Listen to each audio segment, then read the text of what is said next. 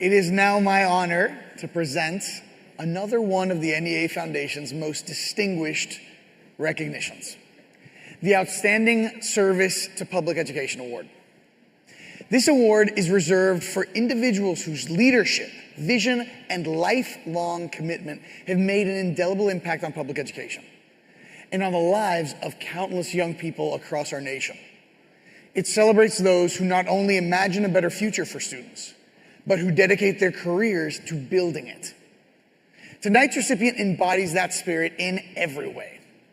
Karen Pittman is one of the founders of Knowledge to Power Catalysts and has devoted her career to supporting the learning, growth, and well-being of young people, particularly those of often overlooked and underserved communities.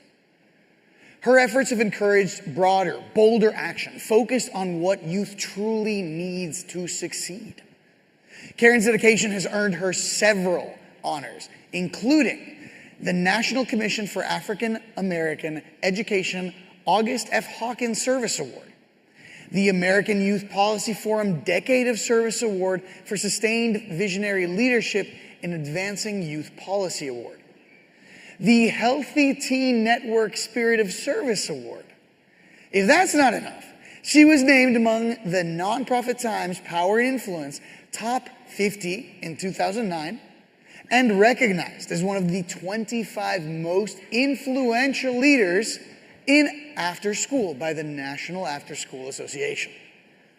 Additionally, she received the Lifetime Achievement Award from Partners for Livable Cities, joining awardees like President William Clinton and Lady Bird Johnson. She is a trailblazing advocate. She's helped shape the fields of youth development, education, and community partnership. She co-founded the Forum for Youth Investment, and her catalytic leadership has inspired organizations, school systems, and policymakers to align their work around equity, opportunity, and child learning. It's amazing what she's done. She's given us more than ideas. She's given us a framework, strategies, and a pathway that continue to strengthen the system that supports young people. She's reminded us again and again, when you change the odds for children, you change the future of our country. And she's never wavered, not in her belief that all young people deserve not just to be taught, but to be known, supported, challenged, and uplifted.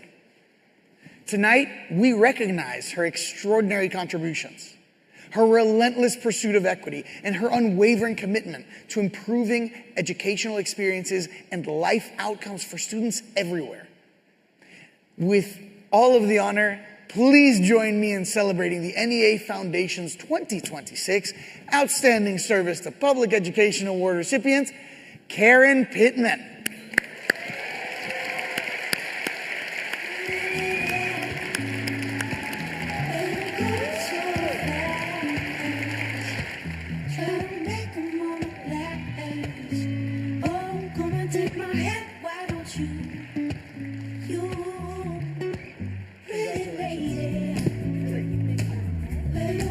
After you.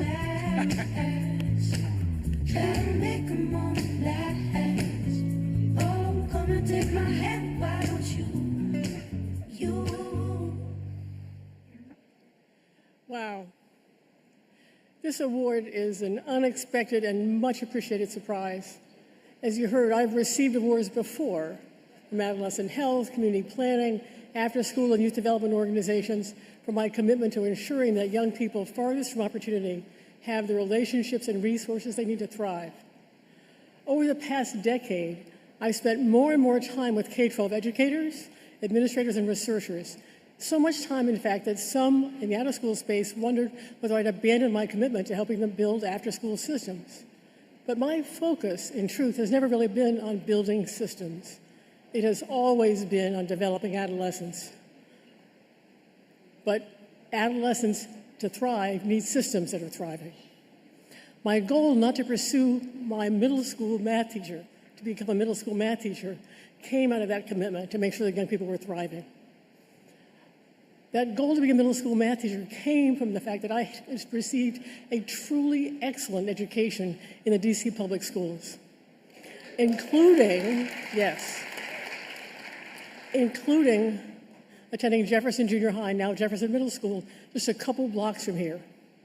When I attended Jefferson Junior High 62 years ago, it was not surrounded by grand buildings. I got off the public bus in mud because the public housing had been torn down, and the school and the library were all that were left in this community. But while it wasn't surrounded by grand buildings, Jefferson Junior High was a part of a grand public education experiment to prove that educational excellence and educational equity are not only compatible but inseparable goals.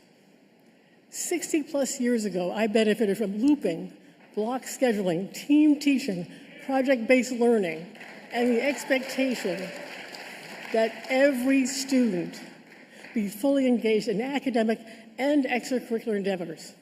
I went back and took my high school yearbook off the shelf to look, and every student in that high school yearbook had at least 2 extracurricular activities to their name.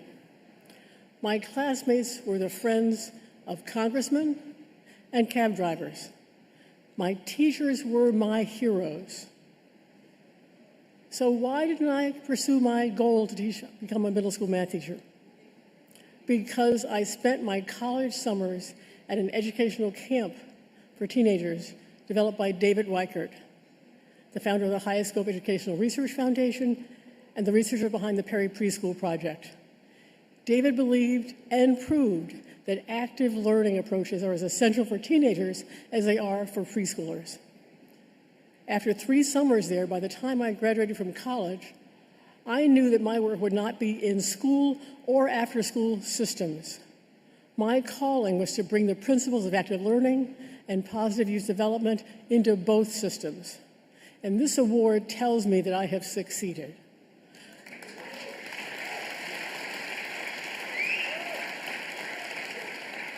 Learning ecosystems are everywhere, but they require intentional stewardship from all of us to ensure that they are healthy and equitable. Thank you to Sarah Sneed, thank you to the NEA Foundation for recognizing me and through me recognizing the allied youth fields. And thank you for your commitment to bringing community into schools and schools into communities because, as we all know, when youth thrive, we all thrive. Thank you.